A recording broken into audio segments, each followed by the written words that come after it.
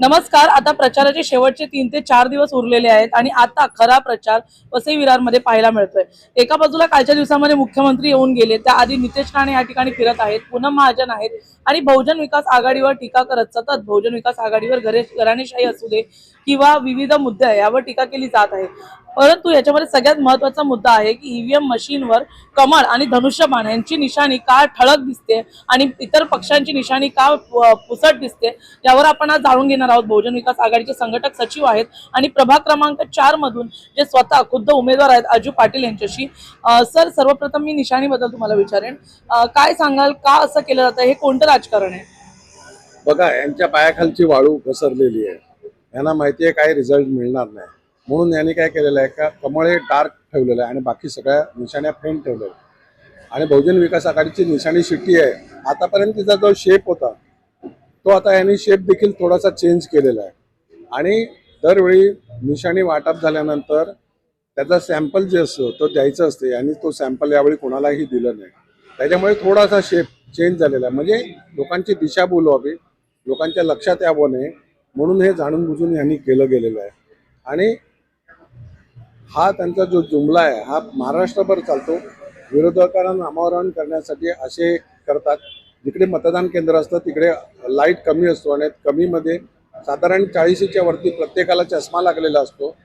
साधारण नीट अस्पष्ट दिसलं तर दिशाभूल होऊ शकते आणि यासाठी त्यांनी हा जाणून बुजून केलेला प्रयत्न आहे. याच्या विरोधात आम्ही दाद मागितलेली आहे. नाही झाल्यास आम्ही पुढील देखील कायदेशीर कारवाई करू, जेणेकरून यापुढे असले धंदे यांचे बंद करता येतील. सर, महत्वाचा प्रश्न एक आहे, कालच्या दिवसामध्ये मुख्यमंत्री आले होते, मॅनिफेस्टोमध्ये चक्क एअरपोर्ट, ऑफशोर एअरपोर्ट विरारमध्ये आणायचा विचार चाललेला आहे आणि येणाऱ्या 5 वर्षामध्ये होऊ शकतं. कितपत वाटतं, काय योग्य आहे? कारण जनतेचं कुठेतरी म्हणणं आहे की आधी आम्हाला शताब्दी द्या, मग एअरपोर्ट द्या. कसं आहे की 35 वर्षात ज्यांना कार्यकर्ते तयार केले नाही त्यांनी दुसऱ्यांचे कार्यकर्ते चोरले, ज्यांनी उमेदवार तयार केले नाही त्यांनी दुसऱ्यांचे उमेदवार चोरले. आता मॅनिफेस्टो देखील आणि मुद्दे देखील बहुजन विकास आघाडीचे चोरलेले आहेत. तुम्हाला माहिती आहे 2 स्टेशनच्या मधले स्टेशन किंवा रोरो सेवा असेल किंवा रेल्वे ओव्हरब्रिज असेल, रोड ओव्हरब्रिज असेल, हॉस्पिटल असेल, अशा मोठ्या प्रमाणामध्ये ज्या आम्ही आमच्या मॅनिफेस्टोमध्ये किंवा आम्ही पाठपुरावा करत असलेल्या ज्या गोष्टी आहेत तो सगळ्याच्या सगळा मॅनिफेस्टो आमचा त्यांनी चोरलेला आहे. त्यांची पद्धत आहे, त्यांचं स्वतःचं काही नसतं, दुसऱ्याकडनं चोऱ्या करूनच स्वतःच्या नावावर खपवायचा त्यांचा धंदा असतो. हाच प्रकार आहे, दुसरं काही नाही. सर, आता आपल्याला माहिती असेल की बीजेपीकडे मुस्लिम मतदार हा खूप कमी आहे, 1-2% असेल. त्यातही आता नितेश राणे वसई विरारमध्ये येऊन हिरवे साप किंवा गोल टोपीवाले, आय लव्ह मोहम्मद, आम्ही आय लव्ह महादेव करू असं बोलून कुठेतरी वातावरण बिघडवायचा प्रयत्न करतायत, तर त्याबद्दल काय सांगा? यांनी एक दुसरी पद्धत चालू केलेली आहे. एका ठिकाणी लोकांना भडकवायचे आणि दुसऱ्या ठिकाणी बीजेपीच्या विरोधात जाणारी मतं बहुजन विकास आघाडीकडे जाऊ नये म्हणून त्यांनी विविध प्रकारचे उमेदवार जाणून बुजून उभे केलेले आहेत का जे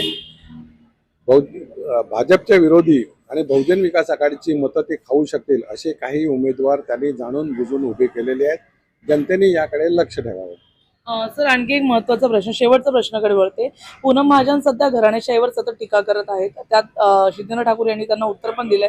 परंतु एक महत्त्वाचा मुद्दा, बहुजन विकास आघाडी त्यांचं असं म्हणणं आहे की त्यांनी वचन दिलं होतं की आम्ही रस्ते लंडन आणि UK सारखे करू. बघा, मुंबईपेक्षा किमान चांगले रस्ते, मुंबईचे अनेक भाग असे आहेत का तिकडे बघाल तर वसई तालुक्याच्या बेकार स्थिती आहे. मुंबईचं बजेट 50,000 करोडच्या वरती आहे आणि वसईचं बजेट फक्त 3,000 करोड आहे. त्याच्यामध्ये निम्म्यापेक्षा जास्ती प्रशासकीय कामकाजावर खर्च होतो. खरं म्हणजे मुंबई सोडून आजूबाजूच्या उपनगराचा विकास करण्याची खरी जबाबदारी MMRDAची असते आणि MMRDAने 76 पासून ह्याच्यावर कुठचा खर्च केला नाही आणि यांचे सगळे चेअरमॅन हे मुख्यमंत्री असतात आणि ह्यांच्याकडेच सत्ता होती. गेले 5 वर्ष तर सत्ता ह्यांच्याकडेच होती, प्रशासकीय राजवट. मग याच्याबद्दल ते बोलतात का? याला जबाबदार हेच आहेत हे त्यांना माहीत नाही. आणि पूनम महाजन नसेल किंवा कोणी, त्यांना इकडूनची जाण नाही. प्रशासकीय राजवट होती, राज्य यांचं होतं हे कोणाला माहीत नाही, म्हणजे हे स्वतःवरच टीका करून घेतात. धन्यवाद सर. जसं की आपण पाहिलं की निशाणीची पुसट होत चाललेली आहे, तो मुद्दा आता वाढत चाललाय. वसईपासून विरारपर्यंत सध्या ह्याच मुद्द्याची चर्चा आहे आणि यावेळेस महानगरपालिका ही अतिटरीची होणार आहे.